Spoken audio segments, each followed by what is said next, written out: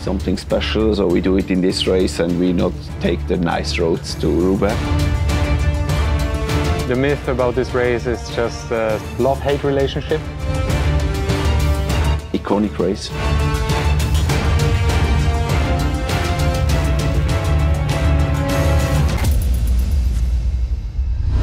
Et nous y voilà sur les pavés du Nord. Et pour mieux comprendre pourquoi on quitte la plus belle ville du monde pour aller à Roubaix via les pavés, via des chemins d'agriculteurs, eh bien rien de tel qu'un bon challenge. Et pour ça, on est allé voir les professionnels de chez Tudor qui nous ont fixé un défi des plus relevés. Et pour ça, j'ai ma petite idée.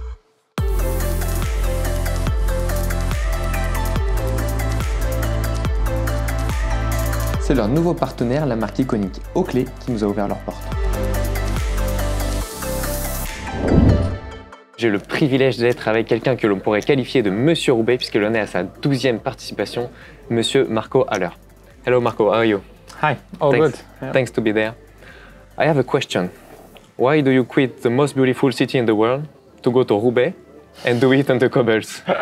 Well, the myth about this race is just so big. I mean, it's one of those races you start watching as a young kid. You admire the heroes from the Hell of the North. I saw you were on the breakaway on Flanders. You were on the breakaway in Gand-Wevelgem. You have to be on the breakaway on Sunday for Roubaix. Okay, so that's my challenge. Yeah, this is your challenge. Okay. Are you happy? I'm happy, but then you also need to do a challenge. Me, a challenge? You should do a challenge. Maybe do one sector of pavé in the same speed we are doing it, right? At the same speed as pro riders. I think that sounds like a good challenge, no? Okay, I get it. Yeah? I will try it. It's a deal? Yeah, done deal. Good. Yeah, nice. I will give my best and I have some ideas, some little tricks to try to go as fast as you. I don't know the race, but I'm curious to watch you. Yeah, I will give you the big moment, a new epic video about Roubaix for you. Super. Et voilà mon arme secrète pour relever le challenge fixé par Marco. Un secteur pavé, c'est pas compliqué, c'est relativement plat et surtout ça va super vite. Sur celui-ci, avec un virage, c'est presque 48 km/h de moyenne. Quelque chose de tout plat à cette vitesse, c'est full aéro. Et donc, comme en plus je suis pas en peloton, je peux me permettre toutes les folies. Évidemment, casque aéro, maillot aéro, des roues relativement hautes et surtout mes prolongateurs. On va voir si ça tient sur les pavés, mais si c'est le cas, ça devrait me donner un avantage certain sur tous les autres professionnels.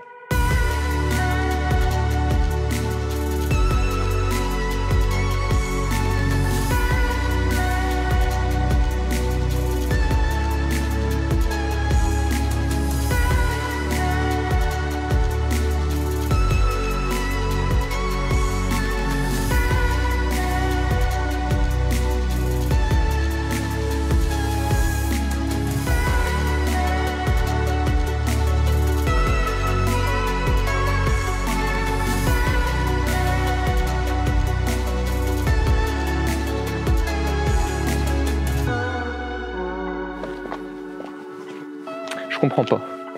Elle a été géniale cette idée. Non. Oh la vache! Oh la fausse bonne idée!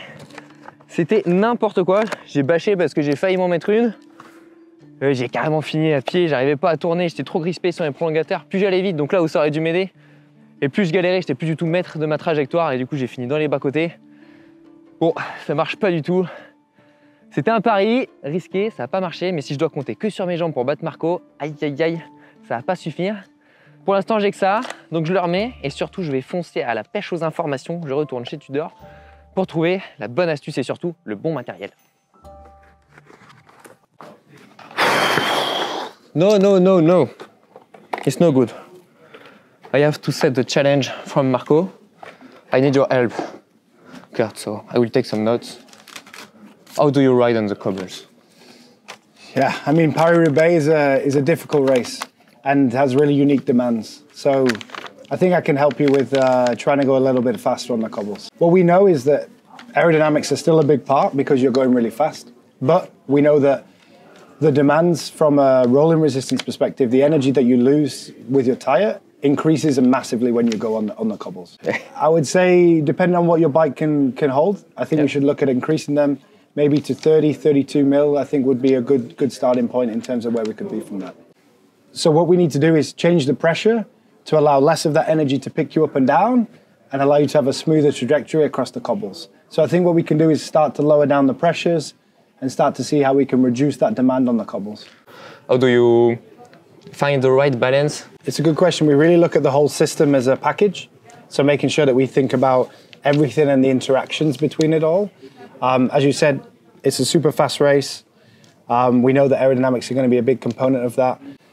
So that will be a priority, but we need to see how the environmental conditions are, and then we can make some fine tweaks there. Do you think I can go as fast as Marco on the cobbles?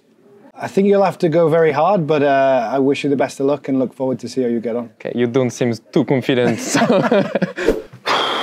Fabian, I don't understand cobbles. I need your help. So when you start the cobbles, you have to be smooth in your upper body. So just something like a cat or things like that. Okay, I take some notes. Not to be notes. like really stiff and. Yeah.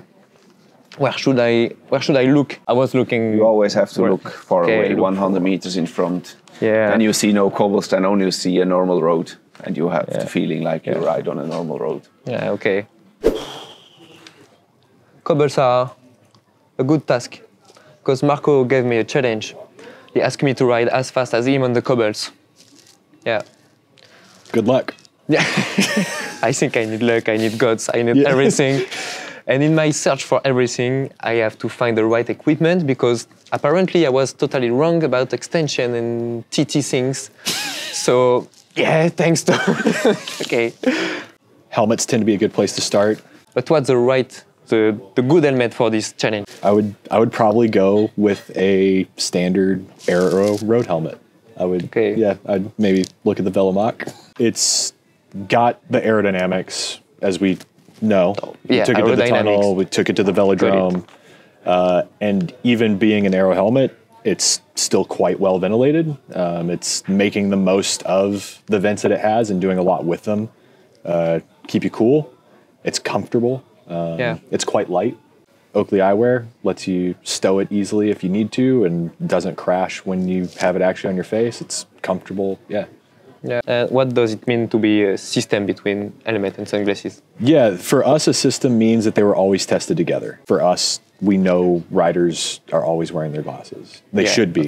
They're there to protect your eyes, not just from the sun, but from, especially at Roubaix or Flanders, things getting kicked up off the road, bugs, etc. So the eyewear is there for a lot of reasons. We want it to be on your face, and when it's on your face, we want to make sure that it's working well from an aerodynamics perspective. Do you think wearing your helmet and your sunglasses, I will win my challenge with Marco? I think you'll get closer. Ooh. I think you'll get closer. Yeah, you trust in me because your colleague not that much. You're level setting with Marco. Yeah. So you go to our helmet, our eyewear, you're now wearing the same helmet and eyewear as Marco. Yeah, that's a very good point. And now I have the same equipment as Marco. Now you gave me more confidence to go once again. So I think it's time to rock the pavé and to try this helmet and these sunglasses. Ça y est, je commence à comprendre. De l'aéro, oui, ça roule vite, mais pas au détriment de l'aération ni du confort. L'attitude et l'aisance sur son vélo sont capitaux sur le vélo pour rouler bien au centre. Et pour ça, la nouvelle gamme Oakley, le casque Velomac associé à la lunette Velocato forment un système confortable, léger et extrêmement aérodynamique, quel que soit le port de tête. Il y a plusieurs petits détails et déflecteurs qui permettent d'améliorer la pénétration dans l'air sans nuire au confort et au champ de vision, ce qui est très important sur une course comme Paris-Roubaix. Avec ça, je serai mieux protégé de la poussière, du soleil, je verrai mieux les aspérités de la route et surtout, ça va fuser. Et voici le Velomac, c'est le casque aéro, on retrouve un casque plus léger, le Vélo Stelvio, et un casque de contre-la-montre, le Vélo TT. Celui-ci, c'est le casque aéro pour la route, parfait pour une course rapide comme Paris-Roubaix. On voit ici des déflecteurs aérodynamiques, sa forme a été étudiée pendant des heures en soufflerie, et bien sûr, comme toujours chez Oakley, un design absolument magnifique, un rouge Pantone qui se marie parfaitement au maillot GCN, un petit brillant du meilleur effet au soleil du Nord, à souligner, et on le sait tous, le style ça fait aussi gagner des watts. Mais c'est associé à la Velocato qu'il donne le plein pouvoir aux cyclistes, puisque la Velocato propose également des atouts aérodynamiques en plus de son fameux verre Prism Road qui améliore les contrastes sur la route. Et ici, on a quelque chose, donc un système, quelque chose qui a été étudié comme un système aérodynamique et surtout stylé, confortable et qui nous protège.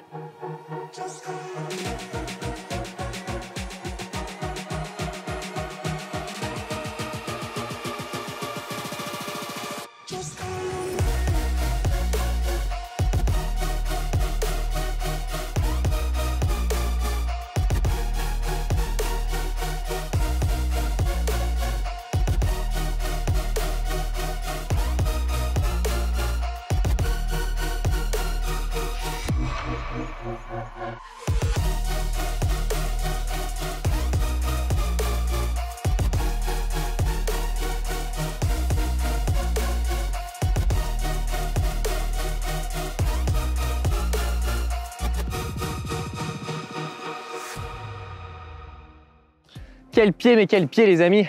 Beaucoup plus d'aisance, de facilité, de détente sur les pavés. Et ça vient pas seulement de l'aérodynamisme ou de la légèreté, bref, de la performance du système Kato de chez Oakley, du système vélo de chez Oakley, le Mac et les Kato. Mais ça vient aussi et surtout parce que le casque sait se faire oublier.